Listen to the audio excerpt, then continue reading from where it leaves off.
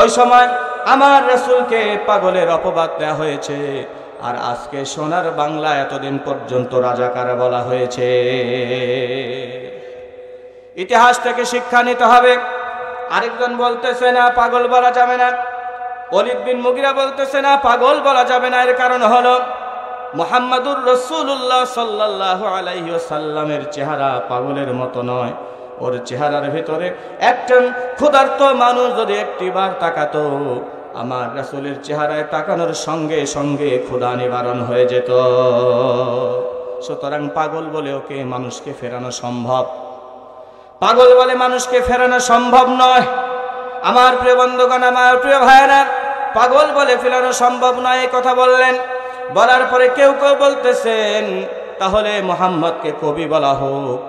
Walid বিন মুগিরা বলতেছে না, কবিও বলা যাবে না। মুহাম্মাদুর রাসূলুল্লাহ সাল্লাল্লাহু আলাইহি ওয়াসাল্লাম এত সুন্দর করে কোরআন তেলাওয়াত করে, যদি ওর কোরআন তেলাওয়াত একটিবার মানুষ শোনে, সবাই কালিমা পড়ে মুসলমান হয়ে যাবে।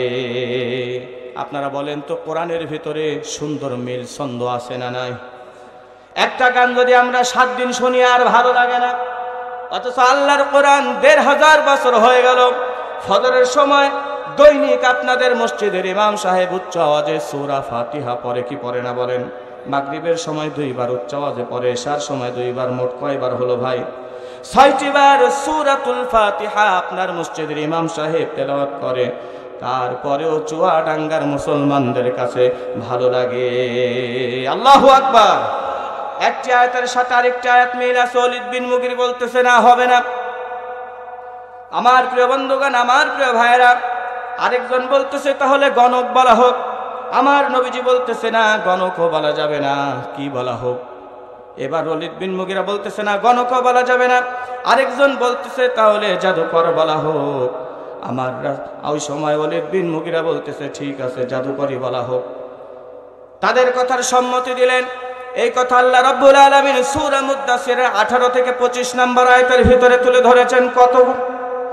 সূরা মুদ্দাসিরের 18 থেকে 25 নম্বর আয়াতের ভিতরে তুলে ধরেছেন, ইন্নাহু ফাক্কারা ওয়া কদ্দার ফাকুতিলা কাইফা কদ্দার সুম্মা কুতিলা কাইফা কদ্দার সুম্মা নাযার সুম্মা আবাসা ওয়া বাসার ফাকালা ইন হাযা ইল্লা সিহরুন ইউসার ইন হাযা ইল্লা কাউলুল বাশার। আল্লাহু আকবার। ওই সময় ওলীদ বিন মুগিরা তার মাথাটা নিচু করা ছিল, মাথাটা উঠালো, ভ্রু কুঁচকালো, চেহারা বিকৃতি করলো, আর তাদেরকে বলল ঠিক আছে। ফাকালা ইন হাযা ইল্লা সিহরুন ইউসার। 2 মাস পরে যখন হজের মৌসুম শুরু হয়ে যাবে, তোমরা সবাই নবী মুহাম্মদকে জাদুকর বলবে। কি বলবে ভাই? জাদুকর বলবা। 2 মাস পরে হজের মৌসুম শুরু হয়ে গেল, সবাই দূর দূরান্ত থেকে আসতেছে। মক্কার কাফেরেরা অলিতে গলিতে ধরে বলতেছে আমাদের এই জায়গায় একজন জাদুকরের জন্ম হয়েছে, তোমরা এই জাদুকরের কাছে যাবা না। যদি যাও তাহলে তার কালো যদির ছায়ায় পড়ে যাবা, তাহলে তোমাদের ঈমান আমল সব বিকৃত হয়ে যাবে, শেষ হয়ে যাবে। কথা বুঝলেন? সব শেষ হয়ে যাবে, রাসূলের কাছে যেতে দিচ্ছে না। আমেরিকার এক বন্ধু, বাংলাদেশের এক বন্ধু, এখানে একটা শিখার বিষয় আছে, শিখাচ্ছি আপনাদের। আমেরিকার এক বন্ধু আর বাংলাদেশের এক বন্ধু। আমেরিকার বন্ধু বলতেছে ভাই তুমি তখন আমার দেশে আসবা, তোমাদের দেশের জাতীয় ফল আমাদের আমেরিকাতে নিয়ে আসবা। আপনারা বলেন তো আমাদের দেশের জাতীয় ফলের নাম কি? কাঁঠালের বৈশিষ্ট্য হচ্ছে উপরে কাটা, ভেতরে আটা। আমি মাঝে মধ্যে বলি কি রে, রাজশাহীতে চাপায়ে এত সুন্দর সুস্বাদু আম, যদিও নাম একটু খারাপ, ল্যাংড়া, এত সুস্বাদু আম, কিন্তু তারপরেও যেটা উপরে কাটা ভেতরে আটা, এটা কি করে জাতীয় ফল হলো? তারপরে আবার ভাবি যে সাইজে বড়, এর ক্ষমতা বেশি, অসুবিধা নাই। আমাদের দেশের অবস্থা তো তাই হয়, যখন যে পাওয়ারে তখন সে গিয়ারে, ওর কাছে আর ভিড়াই যায় না, ও একাই সব। পড়াশোনাই করেনি অথচ পিএইচডি ডিগ্রি পর্যন্ত লাগায়, আমাদের দেশের ঘটনা। এই জন্য আমার কোনো আফসোস নাই।